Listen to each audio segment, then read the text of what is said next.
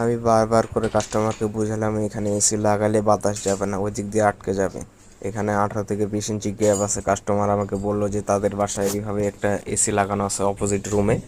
তো আমি বাধ্য হয়ে পরে লাগাই দিলাম। আর দেখতেই পাচ্ছেন এই যে এখানে ইনডোরটা আছে।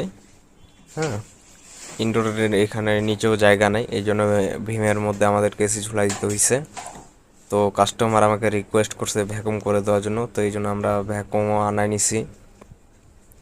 আর এখনকার সময় তো বেশিরভাগ ভ্যাকুম করাই লাগে, কারণ 32 নাম্বার গ্যাস, নতুন এসি হোক বা পুরাতন এসি হোক, গ্যাস যদি 410 বা 32 হয় ভ্যাকুম করাই লাগে। আগে আমরা 22 নাম্বার এসিতে ভ্যাকুম করতাম না, অনেক সময় 22 নাম্বারেও করতাম। এখন এটা আপনার টেকনিশিয়ানের উপর ডিপেন্ড করে। তো কাস্টমার আমাকে রিকোয়েস্ট করছে ভ্যাকুম করে দিতে, তো আমি ভ্যাকুম করে দিচ্ছি।